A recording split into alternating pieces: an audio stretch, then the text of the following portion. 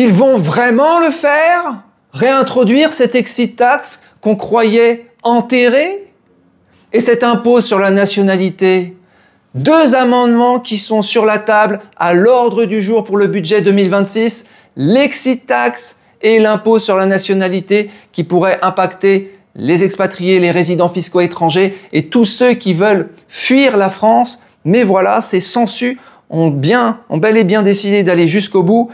Et si ces deux amendements étaient bel et bien votés, adoptés et mis en vigueur, que pourrions-nous faire?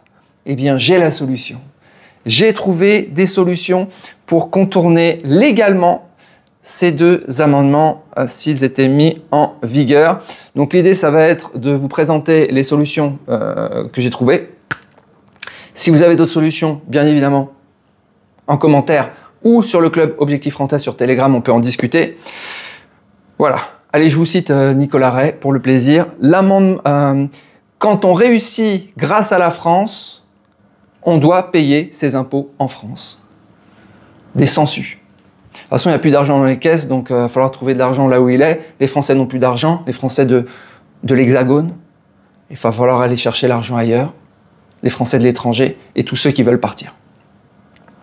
Candidats à l'expatriation, attention. Et tous ceux qui sont partis aussi, attention. Vigilance maximum. Alors l'exit tax qui avait, on va dire, elle existe encore. Mais en fait, elle avait disparu. Pourquoi? Parce que, donc ça concerne quoi l'exit tax? Vous avez des actions, ok? Vous partez, donc devenez résident fiscal étranger, ok? Au moment où vous partez, il y a des plus-values latentes. Ces plus-values latentes, elles ont été générées quand vous étiez résident fiscal français. Donc, qu'est-ce qu'ils essayent de faire? Ils vont essayer de taxer en fait ces plus-values latentes. Sauf que,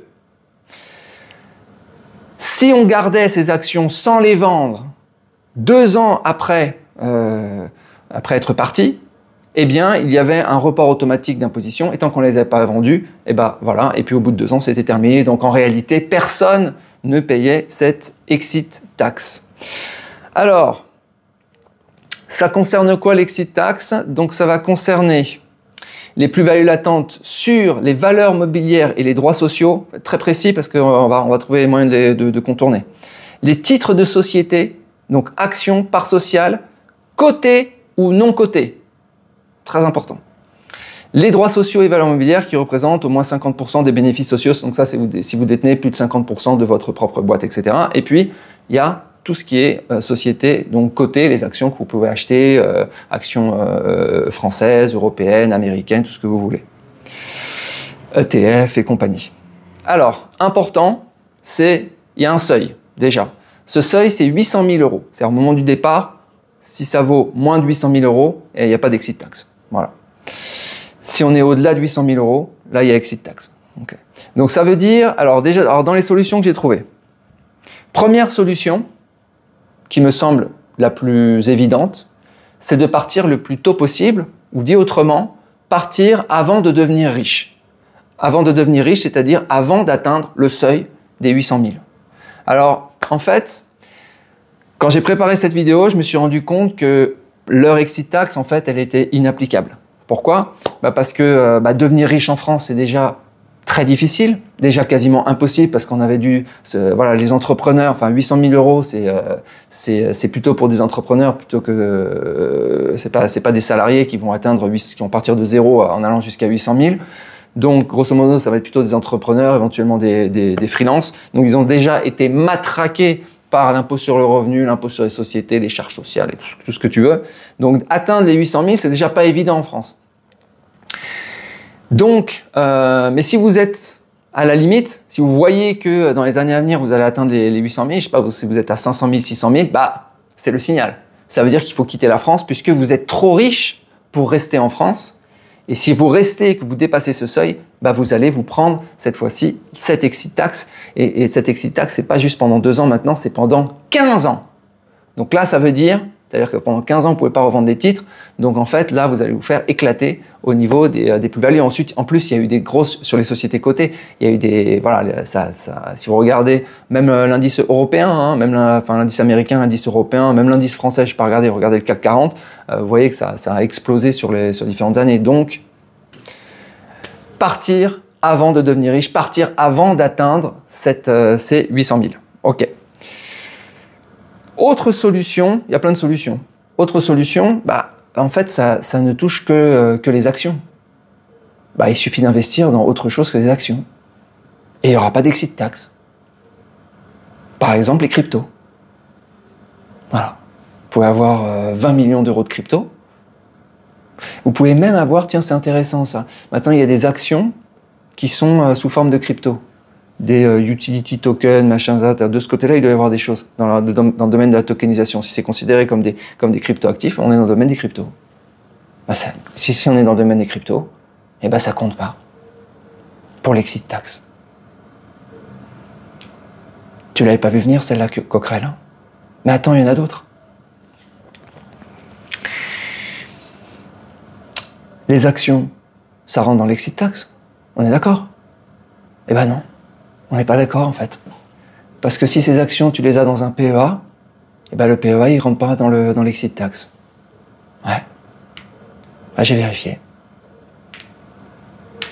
Et dans ton PEA, tu peux mettre plan d'épargne en action. Donc, tu peux mettre tout ce que tu veux à l'intérieur. C'est inapplicable. Alors, la question qui se pose derrière, c'est, attention, c'est qu'il ne faut pas revendre quand on part. Donc, il faut avoir le droit de conserver son PEA quand on est parti. Et ça va dépendre du pays dans lequel vous allez. Il suffit de ne pas vous expatrier dans un pays non coopératif. C'est tout. Et la plupart des pays aujourd'hui sont coopératifs. Donc, prenez un pays coopératif, il y a plein de paradis fiscaux qui sont coopératifs, ou de pays à fiscalité avantageuse qui sont coopératifs. Il n'y a pas d'exit tax. Vous gardez votre PEA, il est tranquille. De toute façon, vous n'aviez pas prévu de revendre quoi que ce soit. Gardez-le, très bien.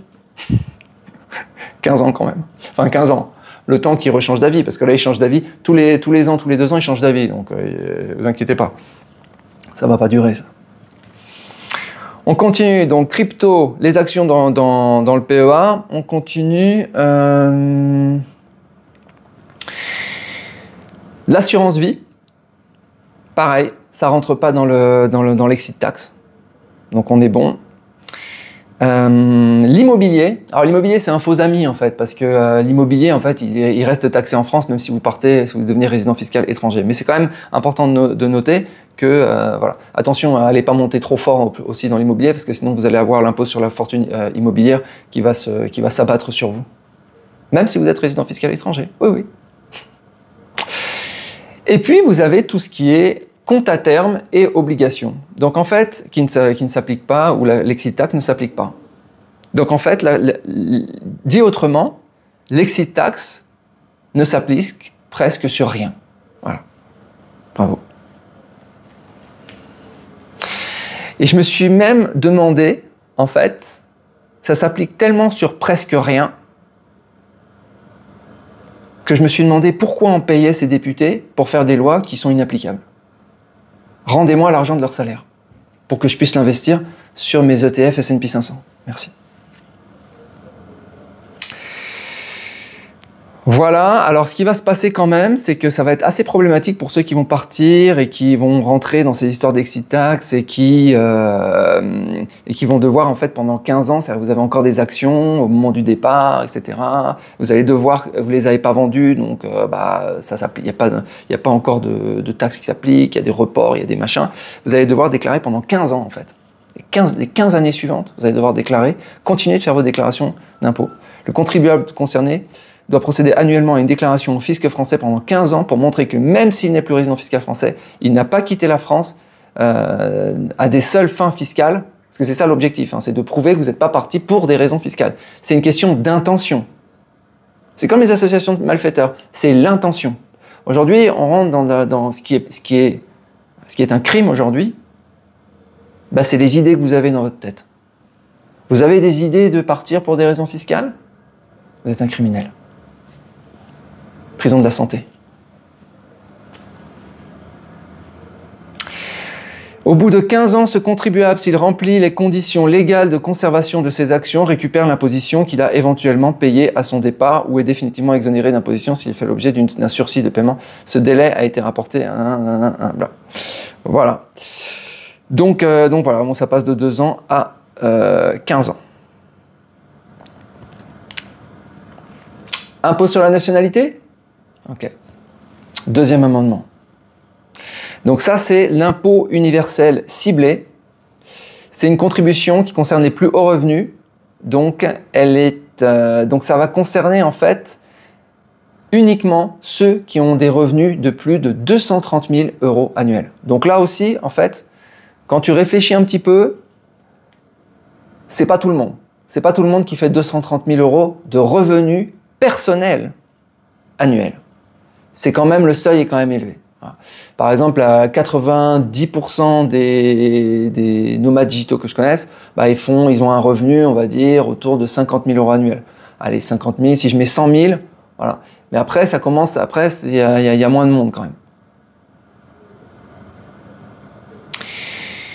Voilà, sachant que même on a Thibaut InShape, hein, par exemple Thibaut InShape, qui est le premier youtubeur français, bah, il a dit qu'il se versait un salaire de 10 000 € par mois.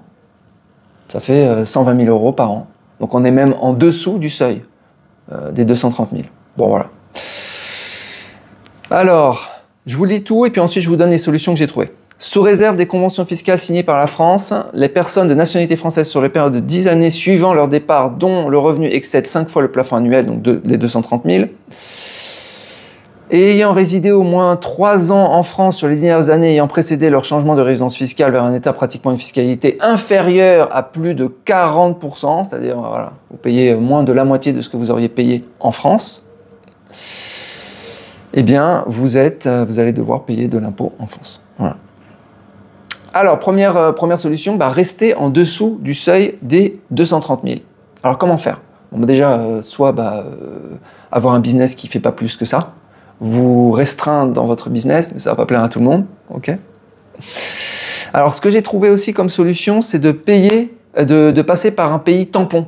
Parce qu'en fait, ce qu'ils vont regarder, c'est le changement de résidence fiscale. Quand vous passez de France à un autre pays, bah, il suffit d'aller dans un pays où on paye un peu d'impôts, mais juste 2 fois moins que la France. Et ça va être un pays tampon, vous restez 1 an, et ensuite, vous rechangerez encore de résidence fiscale, mais ce qu'ils vont prendre en compte, selon ma compréhension, bien évidemment, hein, s'il y a des avocats fiscalistes, etc., qui sont plus éclairés que moi, mais ce qu'ils vont prendre en compte, en fait, c'est la transition France vers l'étranger. Donc, il suffit de passer par un pays où tu vas pas payer 0, tu vas payer peut-être la moitié, je sais pas, un pays comme Chypre, comme Malte, machin, tu fais un petit arrêt, en fait.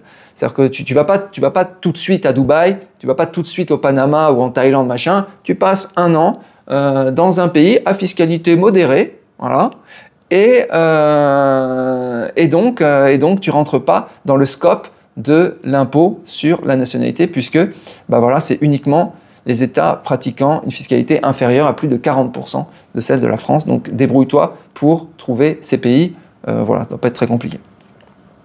Va regarder, en fait, tu peux t'inspirer, j'avais fait une vidéo sur la pression fiscale. Tu regardes la pression fiscale en France, elle est autour de 40%. Tu prends tous les pays qui ont des pressions fiscales qui sont allées autour de 20-25%. Et ça passe. Troisième technique, en fait, pour tous ceux qui ont des business en ligne, vous avez vos sociétés, ok. Donc, mettons que la société elle fait 1 million d'euros de bénéfices. Ne vous versez pas plus de 230 000 € en dividendes. Voilà, tout simplement. Et avec le reste, vous le laissez dans votre boîte. Votre boîte va investir. Vous pouvez lui ouvrir un compte sur Interactive Broker. Puis vous attendez. Voilà. Donc vous ne percevez que 230 000 €, c'est déjà pas mal, de tous les bénéfices réalisés dans votre entreprise que vous laissez. Et vous attendez. Vous attendez que ça change, ou bien vous laissez dans la boîte, au moment donné vous allez arrêter de travailler, et là vous continuerez de vous verser ad vitam aeternam une perpétuité de 230 000 par an, même quand vous ne travaillerez plus, etc. Ça permet de mettre un délai en fait, et de ne pas rentrer dans le scope de cette loi. Voilà. Autre solution, parce que ça tient que en plus, cet impôt sur la nationalité, c'est que maximum 10 ans après votre départ. Donc il va falloir juste tenir 10 ans. Vous n'avez même pas besoin d'attendre la vieillesse, c'est-à-dire que vous ne vous versez que 230 000 jusqu'à ce que vous atteigniez la 10e année. Et à ce moment-là, vous versez, d'ici là, ça va, à mon avis, ça va changer 10 fois. Et après, vous versez ce que vous voulez. Autre possibilité, au lieu de vous verser en fait des revenus pour atteindre ces 230 000, vous empruntez à votre société. Voilà. Faites un prêt.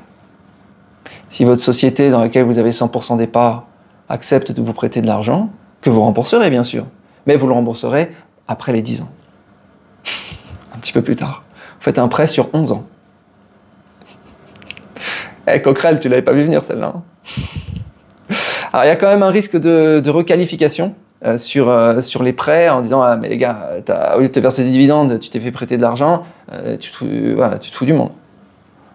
Il y a un risque. S'il y a des spécialistes de ça, vous mettez en commentaire si vous jugez ce risque faible, modéré ou élevé. Autre solution, pareil, pour ne pas dépasser ce seuil des 230 000, en fait, votre structure, de toute façon, vous êtes à l'étranger, donc votre structure, c'est plus une structure française, c'est plus une société française, c'est une société à Dubaï, au Panama, où vous voulez, aux États-Unis, au Royaume-Uni, machin, enfin bref, c'est une société étrangère. Eh bien, il y a des lois qui sont différentes en termes de dépenses et de frais professionnels. Et il y a des sociétés, il y a des juridictions qui sont beaucoup plus laxistes. Et rien ne vous empêche de trouver des juridictions où vous pouvez payer carrément votre loyer. C'est votre société qui va payer votre loyer. C'est votre société qui va faire plein de dépenses. Et donc là, ce seront des dépenses qui ne seront pas, intégrées dans votre rémunération.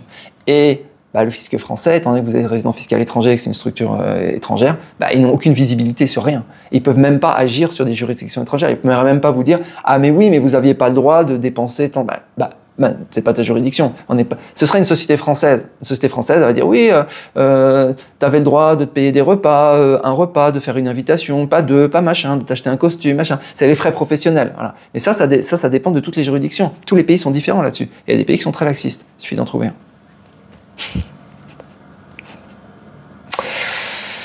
Voilà, dernière solution bien évidemment, mais qui me semble la plus compliquée, c'est de changer de nationalité. Donc ça veut dire, trouver acheter par l'investissement ou autre une nouvelle citoyenneté, okay, et abandonner. Je crois qu'il y a 1 an maximum pour abandonner la nationalité française. Donc c'est une belle usine à gaz. Et ça coûte de l'argent. Voilà, écoutez, si vous avez d'autres solutions, vous mettez en commentaire. Je vous souhaite une très bonne journée, je vous dis à bientôt. Ciao.